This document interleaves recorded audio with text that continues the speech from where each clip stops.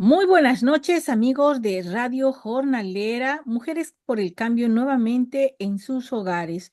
Cuando son las 8 de la noche, hora del este, 5 de la tarde, hora del Pacífico, nuevamente en sus hogares.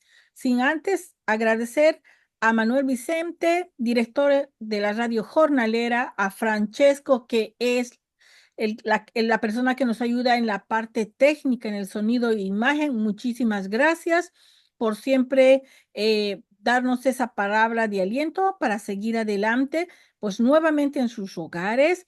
Esta noche, pues estamos de los manteles largos porque tenemos a una persona muy especial, una líder que la conozco hace muchos años, en la que nos hemos reunido, pues, en muchas acciones muy fuertes a nivel nacional. 100 mujeres, 100 millas, que ha sido, pues, algo que ha dado un sello a la lucha, ¿no? De 100 mujeres caminando, y éramos más de 100, caminando por casi 11, 12 días, desde Filadelfia a Washington, cuando tenía que llegar el Papa, me acuerdo, en el 2015, y nosotros pidiendo la reforma. Y no hemos parado de seguir luchando. De eso y de muchas historias más se trata todo esto. Nunca nos ha sido nada fácil, pero siempre hemos estado con esa fortaleza y esa resiliencia que caracteriza a la mujer latina, que no solo lucha dentro del hogar, sino también lucha afuera. Y en esta ocasión quiero presentar a Adriana Cazorla, que es una líder conocida a nivel nacional, una persona que ha estado luchando día tras día, no solamente para los derechos de las trabajadoras, sino también una mujer que ha sido alzado las voces contra la violencia doméstica, el robo de salario. Ha estado presentándose en muchísimos lugares, casi todo el mundo la conoce, pero queremos conocer su historia de vida. Adriana Cazorla, bienvenida, ¿cómo estás? Muy bien, Jacqueline, muchísimas gracias por la invitación. Realmente no me lo esperaba, pero te agradezco este espacio y que hayas pensado en mí. Estoy muy bien. Y bueno, te conocemos hace tiempo, pero muchas personas te han visto en muchas entrevistas, pero detrás de nosotros está una historia importante, y creo que detrás de cada mujer y cada hombre está historias para comprender lo que son ahora, lo que han sido antes. Y cómo nos caracteriza, más allá de esa líder increíble que conocemos, que es Adriana, queremos conocer toda su historia desde que era niña. De niña, cómo pensaba, cómo ha sido su niñez, el hecho de transcurrir en nuestros países y tener una manera diferente de pensar, pero en el transcurso del camino tenemos muchas piedras donde nos tropezamos. Y vamos cambiando. A veces ese dolor, pues, se pone en nuestro cuerpo como frustraciones. A veces nos va bien, a veces de niñas tenemos unos sueños increíbles, queremos ser doctoras, queremos ser todo eso, pero la vida nos va complicando y llegamos a ser adultos y bueno, nos convertimos en otra cosa que también a veces nos llena de frustración porque no queríamos ser lo que queríamos. A veces como que nos transformamos, no soy esto, pero puedo hacer el otro, y entonces también damos como un norte a nuestra vida. Queremos que nos cuente cómo ha sido tu niñez, cómo ha sido tu travesía a ser adulta cuando has llegado aquí a los Estados Unidos, y cómo se ha transcurrido tu vida. Pues mira, de niña yo recuerdo haber sido muy feliz, muy humilde, pero de ahí yo recuerdo que comencé muy chica a cuidar niños. Tenía como que un ángel para los niños, entonces me llamaban. Yo vivía en la casa de mi abuela. Mi abuela tenía una vecindad es donde rentan muchos cuartos a diferentes familias. Yo les hacía el aseo porque iban a trabajar y también me pedían que les cuidaran los niños. Entonces me gustaba mucho. Mi sueño era ser abogada. Yo sabía que era muy difícil porque pues no tenía los recursos. Mi papá, pues desafortunadamente murió. Él no vivía con nosotros, pero él estaba en Estados Unidos, y pues desafortunadamente murió y pues para mi mamá fue difícil mantenernos a mis cuatro hermanos y yo, pero yo salí a trabajar de mi casa a los 8 años. Yo quería pues terminar mis estudios. En ese tiempo pues estaba en la primaria, después la secundaria y pues era difícil que me dieran dinero para pues lo necesario. Entonces, pues salí a trabajar, hice muchas cosas, eh, pues cuidado de niños, limpieza de casas, atendía a ciertas tiendas para sacar dinero, ¿no? Me casé muy joven, a los 16 años, pues no sé, eh, me aloqué y me fui con el novio, pero seguí estudiando porque mi sueño era seguir estudiando, quería ser abogada, ese era mi mayor sueño, pero desafortunadamente pues empecé a vivir la violencia doméstica muy joven, de hecho pues inmediatamente cuando me fui a vivir con él, o yo creo que inclusive antes, cuando era novia de mi ex marido, y pues uno no puede ver esas alertas rojas que hay cuando hay en el noviazgo, no las detecta uno porque está súper enamorado y pues uno cree que lo deja pasar. Mi ex marido, pues él tenía a su papá, él vivía acá en Estados Unidos y le metió una aplicación y se tuvo que venir a Estados Unidos. Yo ya estaba juntada con él, yo ya tenía un niño, pero yo no quería venir a vivirme con él porque pues ya para ese tiempo yo había pasado muchas cosas de violencia doméstica y sentí que esa era la oportunidad de alejarme de él cuando él se viniera para Estados Unidos, pero él se vino. Después él yo creo que como que realizó de que pues tenía una esposa, un hijo y que los extrañaba, entonces me rogaba que me viniera, pero yo no quería porque yo estaba muy lastimada. Al ver que mi negación, pues hazte de cuenta que mi ex suegro me llamó y me dijo, ¿sabes qué? Te vas a tener que venir porque no quiero ver a mi hijo sufriendo. Él extraña mucho a su hijo y si tú no te vienes, yo voy a ir por el niño y nunca lo vas a ver. Entonces eso me hizo pensar de que pues yo le tenía miedo. Yo dije, bueno, si me quitan al niño, se lo llevan a Estados Unidos y jamás lo vuelvo a ver. Entonces, pues tuve que reconsiderar y venirme para Estados Unidos. Bueno, tenía que cruzar la frontera de ilegal. Yo estuve, mientras esperaba yo a pasar, yo estuve esperando ahí en Tijuana como por un mes, pero mi hijo pasó, a él sí lo pasaron. Entonces yo ahí como que entré en miedo de decir, ya se llevaron a mi hijo. No tenía, no, no, o sea, ellos decían que tenía que esperar. Entonces estuve un mes sin ver a mi hijo y esperando que me pasaran. Al fin de cuentas me pasaron, pero y llegué a Estados Unidos y resulta que no muy lejos, no pasaron ni 2 meses cuando empecé a vivir violencia doméstica. Mi primer violencia doméstica en Estados Unidos. Yo recuerdo haber llamado al 911 porque una conocida me dijo, si pasas violencia doméstica, llama a este número. Ella me enseñó. Entonces yo dije, no, no puedo pasar esto, aquí sí tengo protecciones, porque en México no tenía protecciones. Allá llamé a la policía y se burlaron de mí y me dijeron, es que usted le tiene que hacer caso a su marido y para eso se casó. Prácticamente no hay ayuda, ¿verdad? En nuestros países. Llamé a la policía y en eso él me dijo, si viene la policía y a mí me arresta, a ti te va a llevar migración y no te vamos a dejar a ver, a mí me arrestan. Tú te vas, el niño se queda aquí con mis papás y jamás vuelves a ver al niño, porque supuestamente sus pensamientos, si a él lo arrestaban, pues él iba a salir. Él era legal en Estados Unidos, entonces yo era la ilegal. Entonces, pues no me quedó otra opción más que cuando llegó el policía, pues me tocó que mentir y decirles pues que estábamos discutiendo por una cosa insignificante y que, pues, se me hizo fácil llamar a la policía nada más, pues, para que vinieran a platicar con nosotros. Ahí fue cuando empecé a conocer la palabra mediación, ¿verdad? Porque la policía lo tomó así como pues un llamado de mediación y ya habló con nosotros y pues no es nada, ellos se aseguraron de que no estaba viviendo, de que no estaba teniendo un episodio de violencia doméstica porque yo les mentí Pero bueno, ahí como que me quedó entendido de que no tenía que llamar a la policía. Y así empezó la violencia doméstica. En ese tiempo nosotros vivíamos en California, después nos movimos al estado de Washington, pero siempre con miedo.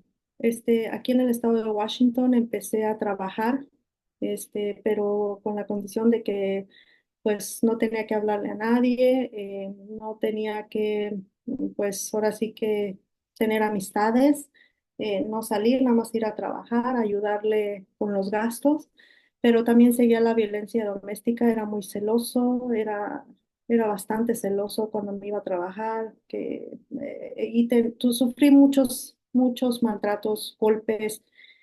Em, Después, ya, pues con el tiempo, o sea, ya habían pasado como 5 años, pero yo entendí de que yo ya me hice más fuerte, entendí de que aquí sí podía tal vez yo hacerla sola, no tenía por qué vivir en violencia doméstica. En ese tiempo no había organizaciones que hablaran de la violencia doméstica como lo hay ahora. Yo te estoy hablando de eso como en el 99, 98. En el 2000 decidí ir a México porque pues tuve una emergencia, todavía no tenía documentos, él no quería hacer una petición por mí porque pues si me metía los papeles o hacía una petición por mí, es como que darme el poder de decir, ya tengo un estatus migratorio, ya puedo hacer lo que quiera y me voy a ir. Eso es lo que él pensaba. Entonces me dejó ir, pero con la condición de que no me llevara al niño, porque si me lo llevaba, él pensaba que ya no iba a regresar. Me fui para esa emergencia, después de regresar, pues igual lo mismo, le rogué mucho que me ayudara a cruzar la frontera otra vez para ir por mi niño. Bueno, al fin de cuentas lo logré, pero fue bien difícil porque como que me estaba no presionando, pero me estaba diciendo asustando de que las cosas iban a ser como él. Así pasaron las cosas, pero en ese tiempo, eso fue en el 2000, cuando yo crucé la frontera me detuvieron varias veces, estuve detenida en un centro de detención, la última vez agarraron al coyote y a mí me utilizaron como prueba para enjuiciar al coyote. Pero en ese tiempo que me detuvieron, me dijeron que si yo tenía un familiar que fuera ciudadano residente, podía pedirme legalmente. Pues en ese tiempo mi marido era residente, hicimos la petición, me sacó del centro de detención, pero desafortunadamente pasan los ataques terroristas y, y mi caso cambió, porque me dijo mi abogado que mi caso ya se iba a cerrar. Me habían considerado terrorista por el simple hecho de haber cruzado la frontera varias veces y que ellos me sacaron y yo regresé.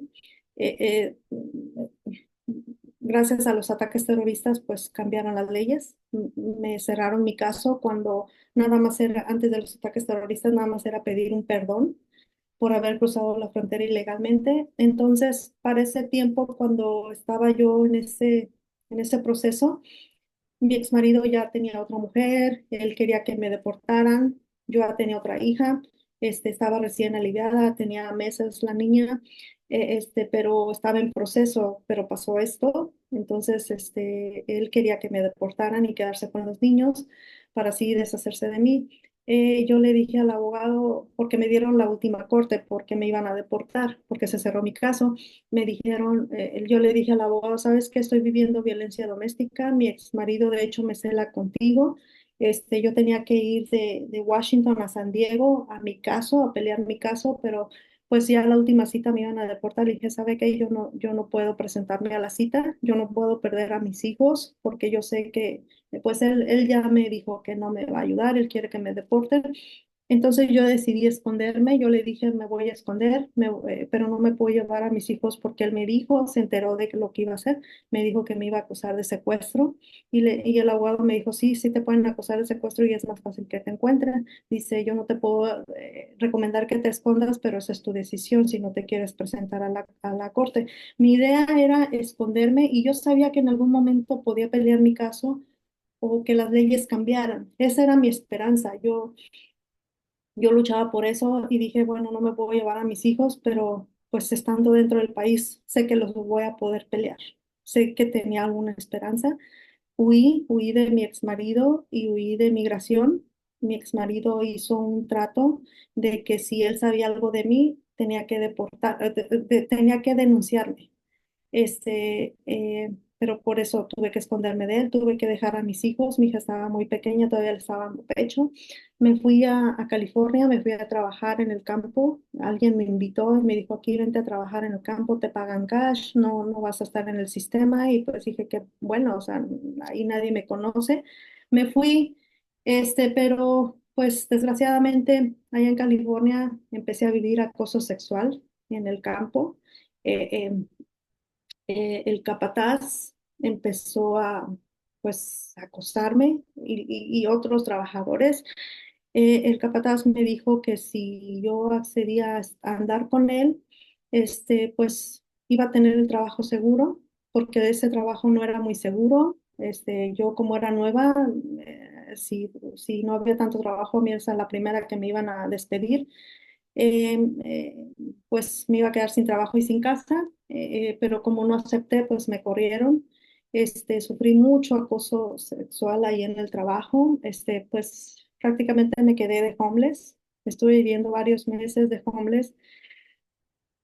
Eh, Fue bien difícil porque no podía denunciar, porque si denunciaba iba a hacerle saber a la policía que estaba ahí o a migración. Entonces, pues estuve así mucho tiempo. Después estuve vagando, estuve buscando qué comer, estuve buscando trabajo, hacía algunos trabajos limpiando casas. En una ocasión estaba trabajando en un restaurante. eh, eh, una persona me dijo, sabía de mí porque era un cliente regular, me dijo, ¿puedes irme a limpiar mi casa? Yo acepté. Fui a su casa y pues la primera semana pues fue bien difícil, fue bien mucho trabajo, mucho. Su esposa me pone a hacer muchas cosas, como que tenía coraje de mí, no sé, yo la sentía muy humillante porque su marido fue el que me contrató. Pero bueno, ella me pone a hacer esto, muchas cosas, pero no me pagaron la primera semana. Yo dije, bueno, me van a pagar después. La siguiente semana la esposa se fue de vacaciones. Entonces el señor me dijo, ya no está mi esposa, va a estar de vacaciones, pero de hoy en adelante quiero que limpies la casa desnuda para así asegurarme de que no te vas a robar nada porque ahora yo estoy solo y la que te cuida a ver a mi esposa y yo no tengo tantos ojos para estarte checando cuando salgas de aquí. No sé si te puedas llevar algo escondido en tu ropa, por eso quiero que limpies la casa desnuda. Y yo dije, no, eso no puede pasar, eso no puede estar siendo cierto.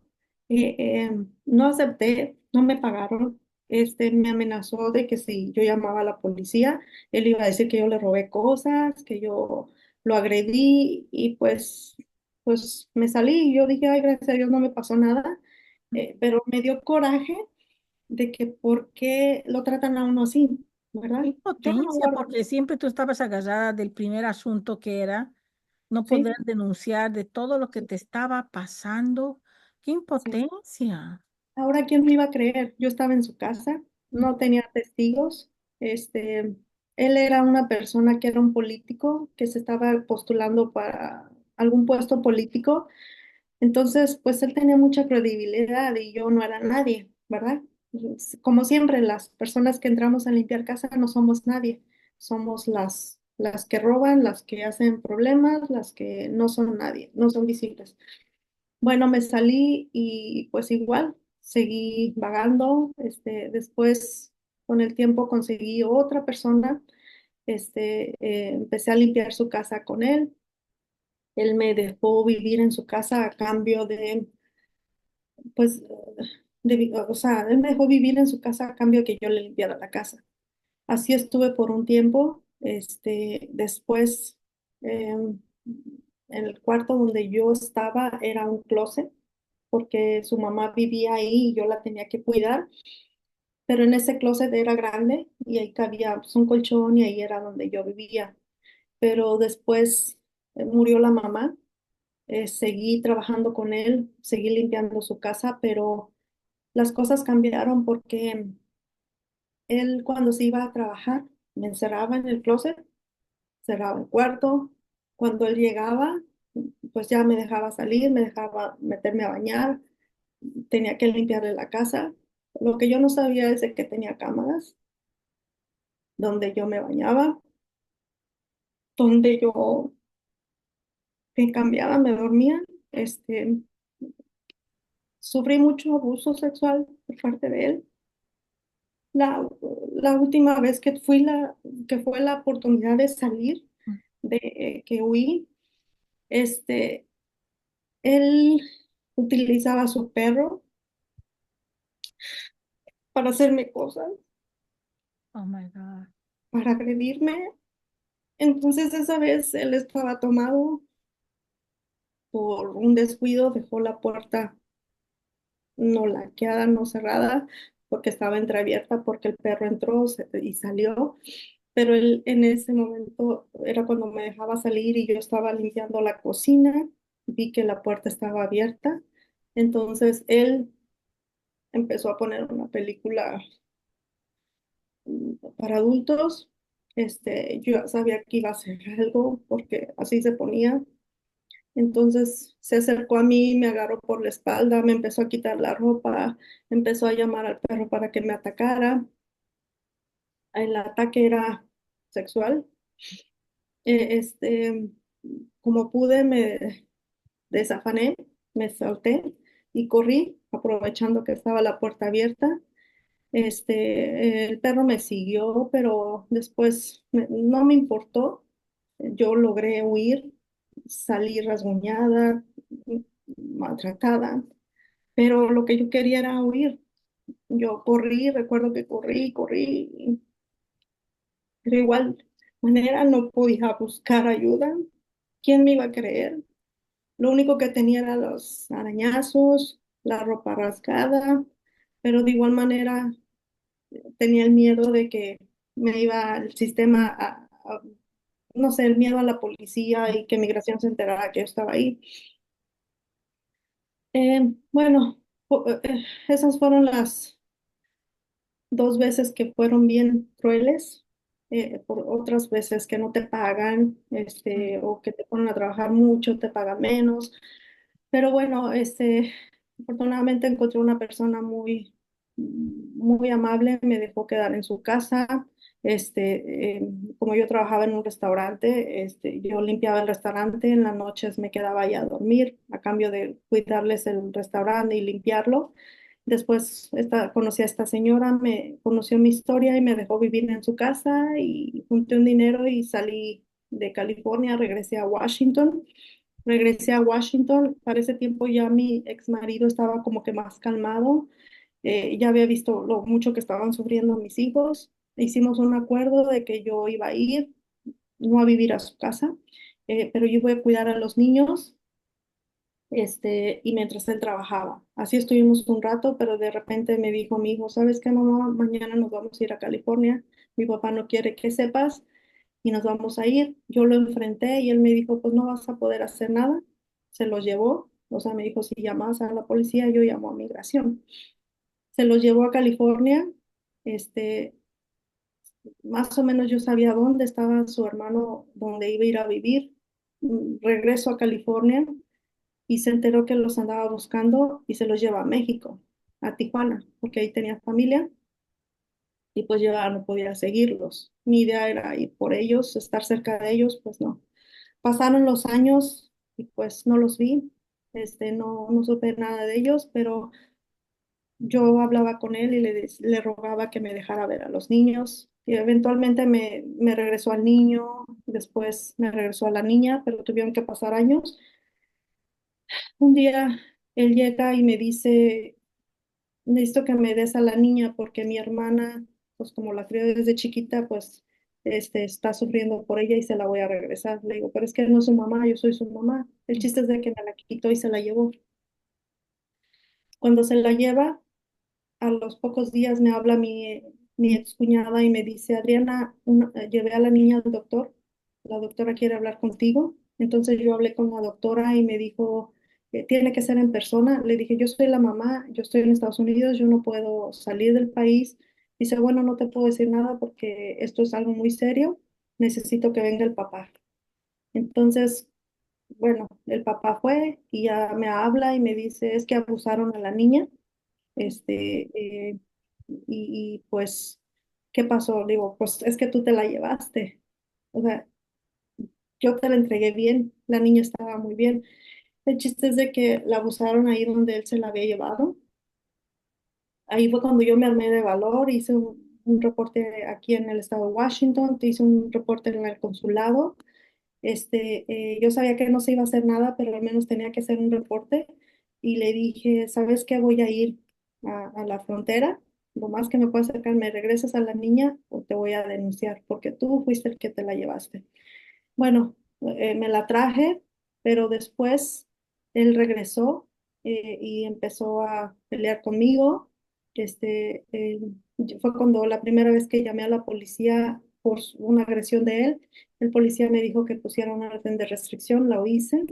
Cuando nos enfrentamos al juez, él le dijo que a mí me estaba buscando migración porque yo era terrorista. El juez no le hizo caso, le dijo, ese no es mi asunto, tú estás aquí porque eres un agresor, ella te puso una orden de restricción y vamos a ver ese asunto, no de migración. Pero bueno, al fin de cuentas yo me espanté, no me dieron la orden de restricción. Al día siguiente llegó migración por mí, llegó a mi trabajo, me quitaron a mis hijos, estuve sufriendo mucho, paré en un centro de detención. Afortunadamente me eduqué y sabía que tenía derechos. Eso fue en el 2007. No conocía de ninguna organización, nada más de la YWCA que me ayudaron en el caso de violencia doméstica, pero yo sabía que tenía derechos, entonces tenía un expediente muy largo. Yo no tenía derecho ni a fianza, no tenía derecho a nada más que a salir del país, pero yo sé que tenía un derechos, a pesar de que era considerada terrorista y me estuvieron buscando por 6 años. No lograron deportarme, pero sí lograron ponerme en un centro de detención para poder pelear mi caso. Para eso yo tenía una abogada que me estaba aconsejando de una organización gratis, por cierto. Entonces, ella me dijo, no se puede hacer nada hasta que te agarrara migración. Me agarró migración y le llamé y le digo, ¿sabes qué? Estoy detenida en el centro de detención. Ya me agarraron, y ella me había dicho que no firmara nada, que no aceptara nada. Yo no firmé nada, pero me trataron muy mal, me golpearon para poder firmar, utilizaron mi mano, ellos agarraron mi mano y me hicieron así como que si yo hubiera firmado. Cuando hicieron eso, yo terminando le dije, dame el lapicero y le puse ahí not agree, que eso significa que yo no estaba de acuerdo. Puse mis iniciales y eso es lo que invalidó esa firma que ellos me hicieron hacer. Yo terminé muy moreteada. Después me trasladaron al centro de detención. Cuando me trasladaron al centro de detención, iba en una ven, me esposaron de pies a manos. Pero eran bien crueles, eran bien racistas. Estaba haciendo mucho calor y ponían el aire acondicionado a todo lo que da, un frío que estaba haciendo. Después lo apagaban y hacía mucho calor porque de donde a mí me agarraron hasta el centro de detención, son 2 horas. Iban frenando y acelerando y frenando. Entonces, en una de esas yo estaba bueno, a mí me sentaron en un asiento muy cortito junto a la puerta. En una frenada, pues yo me caí. De hecho, pues tuve un accidente del cuello, pero a ellos no les importó. Los demás que iban detenidos también le dijeron, se cayó una mujer. A ellos no les importó hasta que llegamos al centro de detención, abrieron la puerta, salí corriendo, salí lastimada. Pero bueno, estuve 4 meses en el centro de detención peleando mi caso. Varias veces quisieron deportarme, pero todas las veces yo le hablaba, alcanzaba a hablarle a mi abogada y mi abogada detenía la detención. Pero luego un día me dijeron, es que tú no podemos contigo, pero te vamos a sacar aunque sea en la bolsa negra. La bolsa negra significaba que te daban un medicamento y ya cuando despertabas tú ya estabas en tu país. Así es como procedían. No me consta, pero eso es lo que se contaba en el centro de detención. Bueno, afortunadamente, por obra del Espíritu Santo, no sé, es obra de Dios, mi abogada me había dicho que mi caso estaba muy difícil, que tenía el 1% de ganar. pero que si quería pelearlo, que si quería firmar la deportación. Yo le dije, bueno, mientras haya 1% yo quiero pelear porque están mis hijos, yo no los pienso dejar aquí. A los 4 meses llega mi oficial de migración y me ofrece una fianza, la más baja. Entonces ahí entendí de que luchando y perseverando de no dejarse vencer, porque los tratos son horribles, nos daban comida echada a perder. Yo supuestamente era considerada terrorista, yo era criminal muy peligrosa. En ese tiempo había 3 uniformes de diferentes color. El azul marino era para personas que no tenían crímenes, que nomás fueron detenidos y van a salir deportados. Los color naranja eran personas que venían del centro, no, de las cárceles, cumpliendo una condena y iban a pasar por migración y iban a salir deportados. Y las personas que tenían uniforme rojo son personas peligrosas que cometieron delitos, crímenes graves, y yo tenía ese uniforme, entonces yo era la única y pues todo el mundo me veía mal, tenía miedo de mí, pero eventualmente fui logrando bajar de categoría. Llegué al uniforme azul peleando porque yo no soy criminal, yo no era terrorista. De hecho, por ese accidente que tuve, yo no tuve atención médica. Pero bueno, el fin, pagué mi fianza, y empezamos a pelear mi caso. Le empezamos a demostrar a migración que yo no era criminal, no era terrorista, que simplemente por denunciar una violencia doméstica, terminé en esa situación, ¿verdad? Después, eventualmente me dieron mi residencia por la visa VAWA, porque pues fui víctima de violencia de un ciudadano americano. Sufrí crimen y mis hijos también sufrieron crimen. Mi hija, pues, el abuso que sufrió, y mi hijo, pues, violencia que sufrió mientras estaba con él. Y pues de ahí eso fue en el 2007 cuando yo salí del centro de detención, fue cuando empecé a pelear, a luchar por los derechos de los inmigrantes, el derecho de las trabajadoras del hogar y el derecho, de las víctimas de violencia doméstica. Cuando salí, tenía otra batalla de luchar por la custodia de mis hijos, y luché por eso y me concedieron la custodia de mis hijos. Hasta la fecha, pues bueno, se quedaron conmigo. Y ahí es donde yo empecé a luchar por esos derechos. Yo no sabía que existían derechos para las trabajadoras del hogar hasta que conocí a la Alianza Nacional de Trabajadoras del Hogar. Ahí fue donde conocí de ustedes, de todas las organizaciones que hay, y ya fue cuando empecé a hablar acerca del acoso sexual en el trabajo. En 2019 fui invitada para la, el proyecto de la ley Be Heard, donde se habla del acoso sexual, donde se extiende el capítulo 7 de la ley laboral para proteger a las víctimas de acoso sexual, sin importar cuántos empleados hayan. Y pues de ahí me empecé, bueno, desde 2013 empecé a enrolarme con la lucha de las trabajadoras del hogar. Qué poderosa tu historia, Adriana. La verdad que se me llena el corazón de muchos sentimientos, porque en tu historia se reflejan muchas historias de las personas que han pasado, de mujeres que reviven ese episodio de su vida que es tan doloroso, pero a la vez también te vemos a ti tan fuerte, tan llena de valor para seguir luchando, porque otra persona con tantas cosas que ha pasado, pues se dejaría caer. Y de eso se trata este programa, de que bajo tu historia se empoderen otras compañeras que tal vez están pasando eso, que tal vez se reflejan en alguna parte de la historia que tú has contado y que dice, esto ya no tiene remedio y solo están esperando lo peor y saben que no es así, que uno luchando consigue cosas y va remontando situaciones adversas que tenemos. Y es lo que está pasando con Adriana. Por ejemplo, es una líder excelente, comunitaria, que ha estado es embajadora de la Alianza Nacional de las Trabajadoras del Hogar, ha sido en el 2022.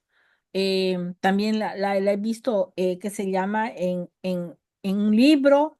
em, en todos los foros, muchos, no quiero decir exactamente foros, acciones y de todo, que ha estado Adriana, pues es, son muchas adversidades que ha pasado. También me acuerdo, Adriana, la parte, cuéntanos, por favor, porque quiero que sepan que no ha sido ahí el final de No, las situaciones que ha vivido Adriana. O sea, si nos ponemos a hablar de lo que ha pasado Adriana, pues no terminamos ni mañana, porque me acuerdo lo que estábamos conversando la última vez y me decías que me he caído del ascensor, del ascensor. Y yo decía, Dios, ¿cómo puede pasar eso? O sea, son más, cuéntanos eso, porque después de todas esas cosas tan duras que tú has vivido, pero por ejemplo, es otra cosa que de pronto a veces decimos, yo ya lo he vivido todo, ya no me pasa más.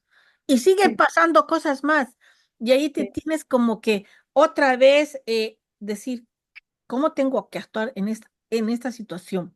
Porque hay cosas nuevas que te van pasando. Cuéntanos un poco qué ha pasado esa vez. Sí, bueno, ese es un trabajo que tengo de limpieza en un edificio de apartamentos.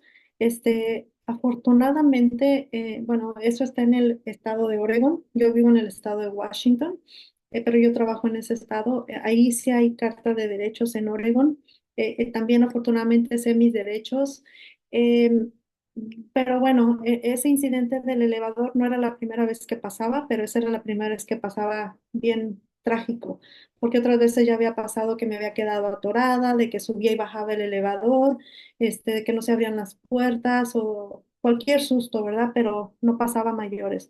Esta vez, estaba utilizando el elevador, tenía que ir piso por piso para sacar el reciclaje. Entonces, de repente, para, bien, no se estaba bajando piso por piso, pero para se balanceó bien feo, hizo un ruido muy feo y empezó una máquina que tiene ahí. Estamos experimentando problemas técnicos.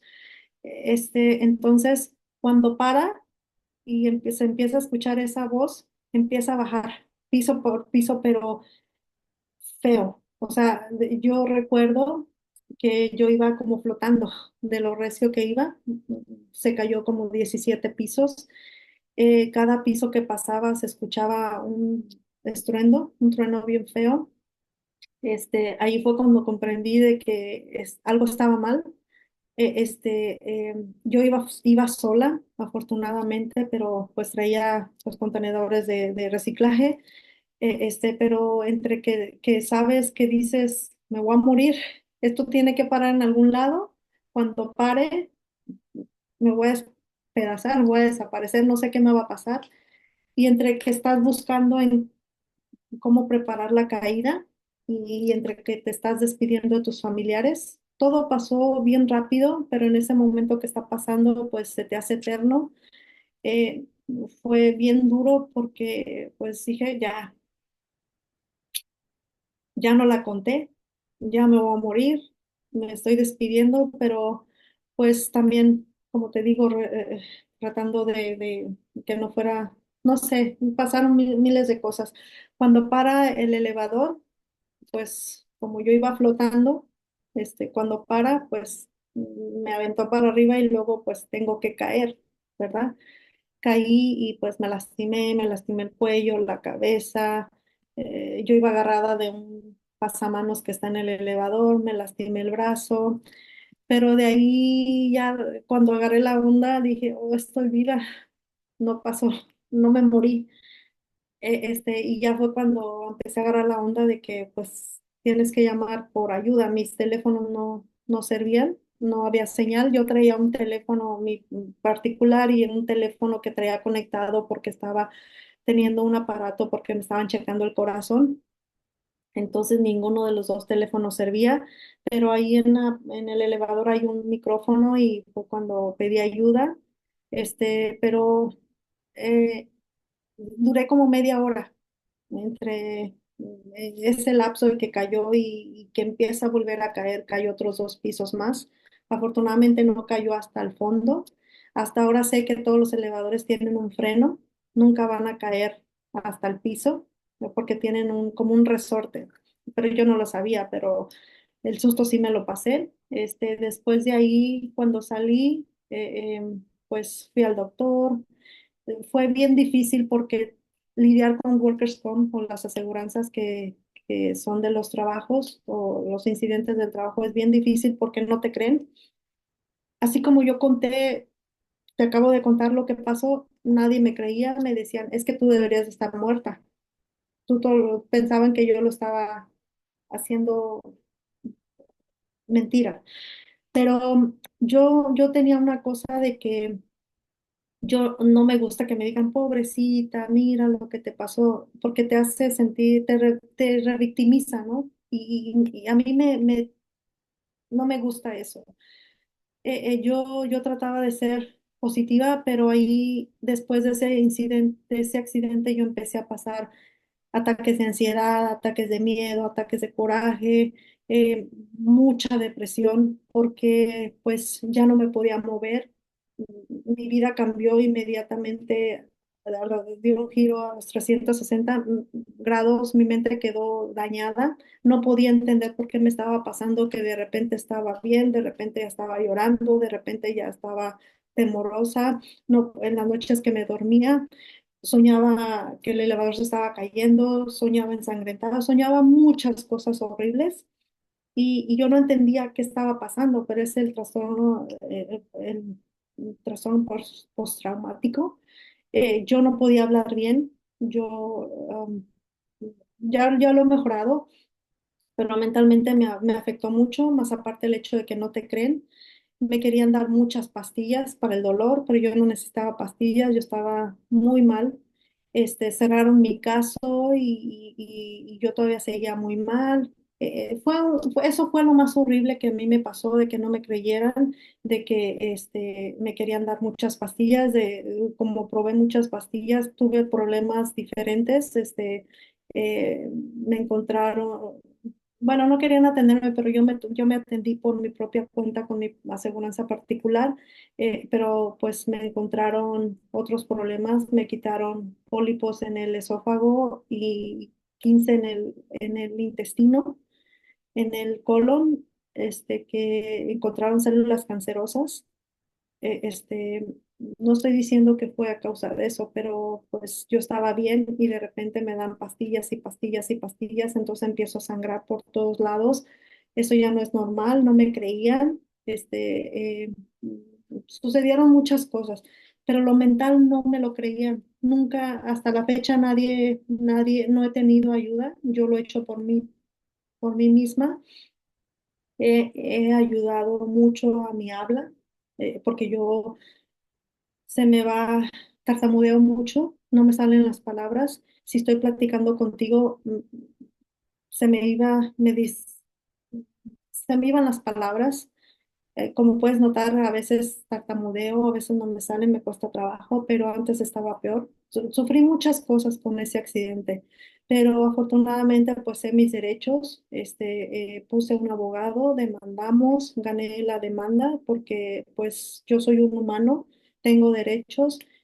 Todo lo que me pasó es verdad. El hecho de que me haya podido levantar de ese accidente es la resiliencia que uno tiene, las ganas de decir, esto no se ha acabado aquí, como lo que me pasó, de todos los incidentes que pasaban, no tenía otra opción más que salir adelante, no quedarme ahí. Si yo no hubiera luchado en ese momento, cuando se estaba cayendo el elevador y que pensé que me iba a morir, eh, eh, traté de pensar positivamente de que todo iba a estar bien. Entonces, todo depende de cómo, o sea, no es lo que te pasa, ¿verdad? Es cómo reaccionas a lo que te pasa. Entonces, esa es la gran diferencia. Entonces, en el proceso de que fui humillada por el hecho de que yo estaba mintiendo, de que no pasó así como pasó, y lo pude comprobar, de que cayó 17 pisos, todo el mundo se dio cuenta, salir muy lastimada, simplemente tuve una mala práctica de doctores que no me creyeron, y no me rendí, busqué ayuda con otros doctores. Afortunadamente puse un abogado, el abogado me recomendó otro doctor y ese doctor luego dijo, ¿sabes qué? Tú tienes tu humor mal, necesitas una cirugía inmediatamente. Reabrieron mi caso, me operaron, ya estoy bien, pero pues en cierta manera pues mentalmente he quedado con algunas secuelas, no he recibido la atención, lo he pagado con mi propio dinero, pero loca yo no me quedo. Yo tengo que seguir adelante, yo tengo que mucho por hacer. Entonces, muchas de las veces nosotros no tenemos ese conocimiento de decir, tuve un accidente en el trabajo, los empleadores no se quieren hacer cargo y nos dicen, no, es que no nos creen y mucha gente ya no hace nada y sufren sus lesiones aparte, pero es bien importante saber nuestros derechos, es bien importante de que somos humanos a pesar de que somos inmigrantes, tenemos derechos, pero también tenemos responsabilidades y una responsabilidad es luchar por nosotros mismos. ¿Qué historia más superadora de que nos cuentas? Porque la verdad, eh, son muchas cosas, Adriana, son muchas cosas. Y el hecho de dar la vuelta tan increíblemente como lo has dado para hacer una historia de ejemplo de resiliencia para todas nosotras. Pasan muchas cosas y seguirán pasando, pero a cada cosa que te ha sucedido, tú has dado una lección para todas las personas que te estamos escuchando de que sí tenemos que luchar por nuestros derechos. Sí tenemos que ser esas personas fuertes porque también es un ejemplo de vida que estás dando a tus hijos, de que se puede volcar las cosas, ¿no?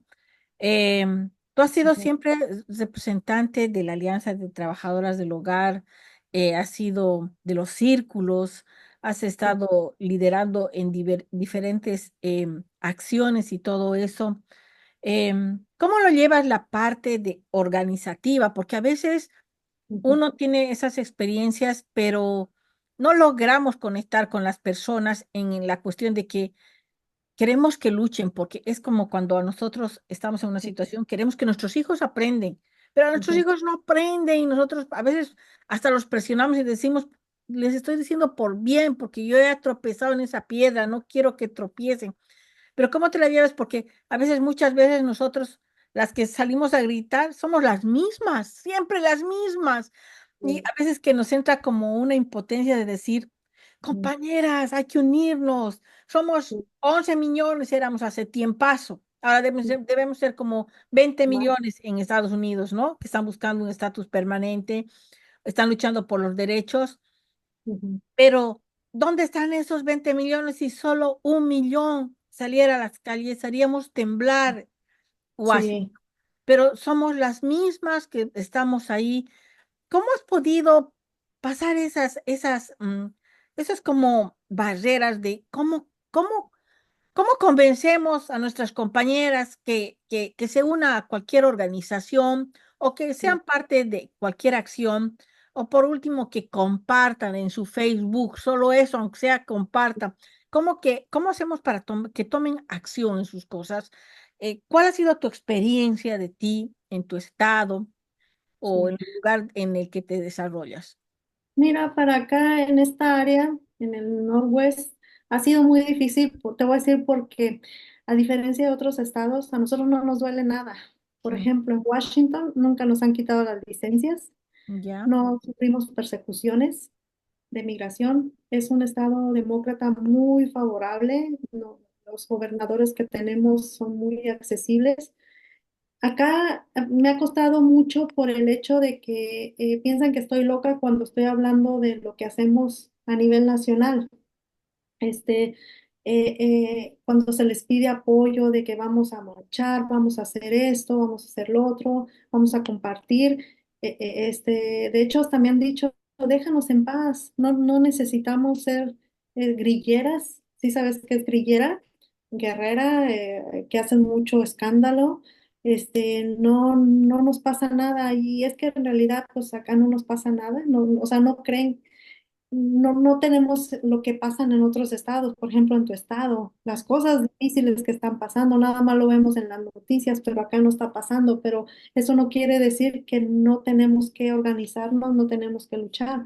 Entonces, eso me ha costado porque es bien difícil convencer a la gente de que tenemos que estar educados, tenemos que estar preparados, tenemos que estar organizados, tenemos que ver quién nos está, quién nos va a representar, porque hasta eso nadie se preocupa por decir o educarse quiénes son los que nos van a representar en el estado, porque de hecho piensa la gente aquí que los de que tienen un puesto, traen un traje, son los que tienen que hacer todo el trabajo, pero no es cierto, somos nosotros los que tenemos que hacer el trabajo. Yo he trabajado de uno a uno, me ha costado mucho trabajo, pero yo siempre corro la voz. Me acerco a los programas de radio, a las personas que son muy populares acá. Siempre les estoy hablando de lo que hacemos, de las cosas que están pasando. Yo sé que tal vez muchos van a decir, "Esta está loca", pero en el momento que tienen un problema se acuerdan de esa loca y esa es la loca que buscan. Y ahí es cuando, Adriana, yo te escuché algún día que tú dijiste esto, por favor, tengo este problema.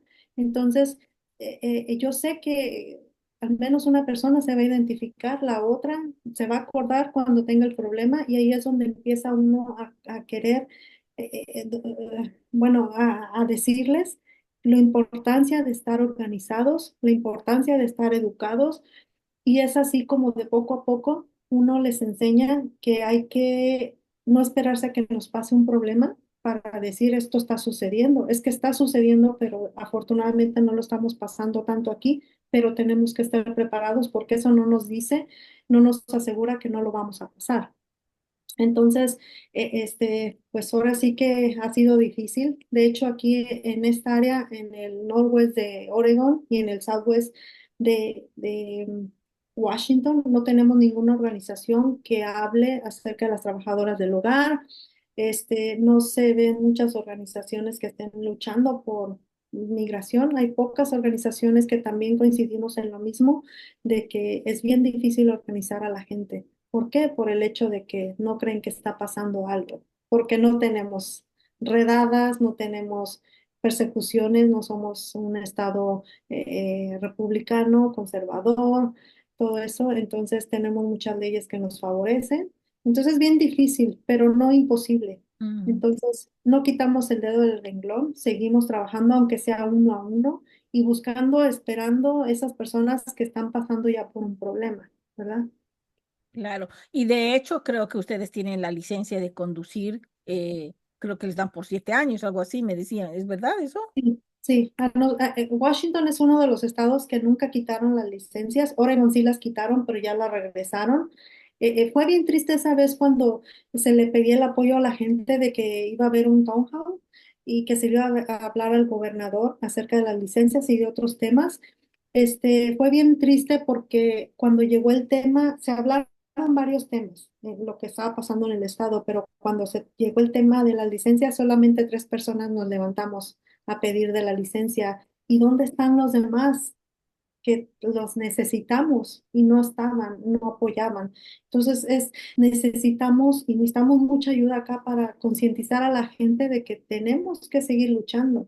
Tenemos que, si así tenemos muchas cosas buenas, si nos unimos y nos educamos, vamos a tener muchas cosas mejores, porque otros estados no lo tienen, les cuesta tanto trabajo y me consta a mí, por ejemplo, lo que has luchado tú, lo que han luchado en muchas organizaciones y estados, están luchando contra corriente porque tienen muchos desafíos que nos afectan a nosotros como inmigrantes, ¿verdad? Yo creo que a veces nos hace falta que nos pase algo malo para entender la necesidad que tenemos de luchar y de organizarnos y de esto sí está pasando, Sí, ¿no? ¿verdad? Y no solamente es la parte de inmigración, por ejemplo, la Sí, violencia doméstica, el acoso, sí, las violaciones que hay en los sí. trabajos, el hecho de ser trabajadora del hogar se hace en un ámbito privado, donde Claro, si uno se pone a pensar, o sea, el riesgo que se corre en situaciones de acoso y violaciones es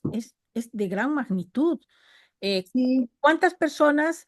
Yo me acuerdo de muchas compañeras que habían sufrido violaciones y todo, pero mira, ujú, calladitas por el estatus migratorio, por ujú, el patriarcado, porque ¿quién le va a decir el esposo? ujú, Tú le coquetearías, por eso te han violado. O sea, sí, son muchas cosas que tenemos que luchar. Y sí, no solo es el estado migratorio, sino también el hecho de estar organizadas para hablar de estos temas de sí, empoderarnos para ver y sacar, conseguir leyes que nos protejan realmente. Esto, ah, por ejemplo, que me decías y que he escuchado muchas veces y que el hecho de colocar cámaras y no, digamos, defender la privacidad de cada una, hasta en el baño, o sea, y como son ámbitos privados, pues uno no sabe dónde hay cámaras o no hay cámaras. Entonces, nuestro sector que ya es invisible, también es el peor de de las personas en que eh, todo el mundo abusa, ¿no? De las trabajadoras del hogar. sí, Somos víctimas invisibles, pero las sí, más valoradas porque nos dejan a lo más, a lo más valioso de sus vidas, a sus hijos, a sus exacto. padres, nos Ujú, confían sus casas, ujú. pero eso es lo que estamos viviendo y tiene que saberlo todo el mundo, o lo sabe, pero hacen, no sé, vista al otro lado, ¿no? Sí, yo lo que quisiera que algún día que dijeran que las personas, o que se pensara que las personas que limpiamos casas, cuidamos niños y cuidamos ancianos, no somos denigrantes, no somos, eh, ay, la que limpia la casa o que La nos, chacha, la la chacha, chacha, la María, la gata, la que nos Marta, las Martas. sí, exacto. Entonces, yo quisiera que nos vieran así como cuando dicen, oh, usted es abogado, usted es doctor, qué gran honor. Yo siento que así nos deberían de tratar porque como dices tú, nos confían sus casas, las llaves de su casa, sus niños, sus ancianos, y todavía nos denigran, todavía nos, nos tratan mal. Entonces, como que no entiendo esa parte. Entonces, por ejemplo, ahí en mi trabajo, el que trabajo para una agencia, cuando llegó lo del COVID, a mí me veían mal, porque yo siempre traigo mi carrito con mis cosas para limpiar, como que se me quitaban o había que usar el ascensor y no me dejaban entrar con ellos, o muchas de las veces tenía que salirme cuando alguien iba a entrar porque no te me acerques porque tú eres la que traes el virus. Pero qué inconsciencia, ¿no? Yo no soy la que traigo el virus, yo soy la que desinfecta todo, donde vas a agarrar, donde vas a pasar, donde yo soy la que limpia. Y quisiera que eso se acabara, porque no somos las que traemos los virus, no somos las que somos denigrantes, somos las que formamos parte de sus familias, tenemos un rol tan importante como dejarle su casa limpia, desinfectada y sin que tengan que preocuparse por nada más.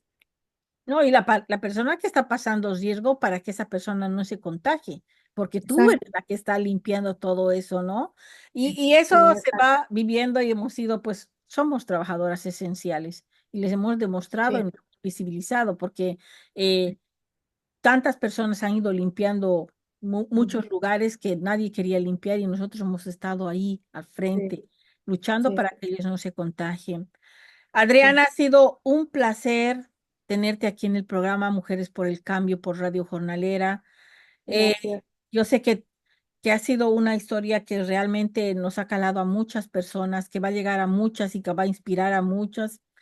Quisiera que antes que te despides, des un mensaje con todo lo que tú has vivido, lo que tú has aprendido, para todas esas mujeres que están sufriendo violencia doméstica, que es mucha gente, que nunca Ujú, se pasa de moda, sigue existiendo todo el tiempo, que se oculta, que los golpes se dan en lugares que no se ven, pero se sigue ujú, pasando. A todas esas trabajadoras del hogar que están sufriendo acoso, que están sufriendo violaciones, ujú, a todas esas personas que tienen miedo a ser parte de organizaciones o ser parte del movimiento, quisiera que les des un mensaje. sí, yo simplemente quiero decirles que lo más difícil ya lo pasamos, que es cruzar la frontera y llegamos a este país a trabajar. A pesar de eso, pues sufrimos cosas, pero tenemos tantas organizaciones, tenemos tanta ayuda, ya no hay excusa. Yo te creo, Jacqueline te cree, cualquier persona te va a creer. Busca esa ayuda, no tengas miedo. El miedo es lo que no nos deja avanzar. No tenemos otra opción más que seguir adelante y tú decides si te quedas ahí, de ahí nunca vas a salir, de ese estado mental de pobrecita.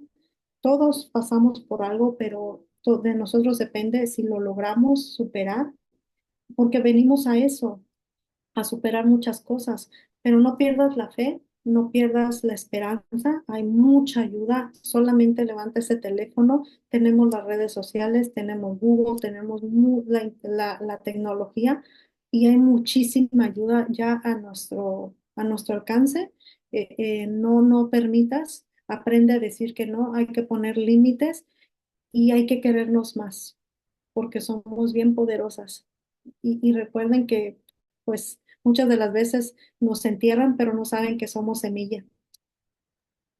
Muchísimas gracias, Adriana. Y bueno, Gracias. y bueno, agradecer a Radio Jornalera por la oportunidad que nos da para amplificar estas historias. Lo importante es que son estos programas, porque de esa manera podemos nutrirnos, abrirnos, informarnos, enriquecernos del valor de Adriana.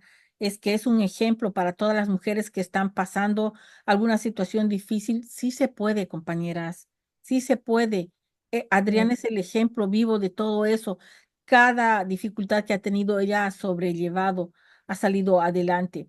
Bueno, agradecerles a todos, Manuel Vicente de Radio Jornalera, por ayudarnos de siempre estar en las redes, Radio Jornalera que nos ha dado la oportunidad de salir con este programa de Mujeres por el Cambio. Estaremos el próximo jueves igualmente con otra invitada que nos enseñe, nos informe, nos dé su ejemplo de vida para seguir fortaleciéndonos y que todas las personas que no se animan todavía a ser parte de estos cambios, que den ese pasito de valor. Tu despedida final, Adriana. Muchas gracias, Jacqueline, por estos espacios a Radio Jornalera, que pues son los espacios que necesitamos para darle a saber a la gente que pues que sí hay muchísima ayuda, y muchísimas gracias. No sabes cuánto te agradezco esto. Buenas noches. Buenas noches.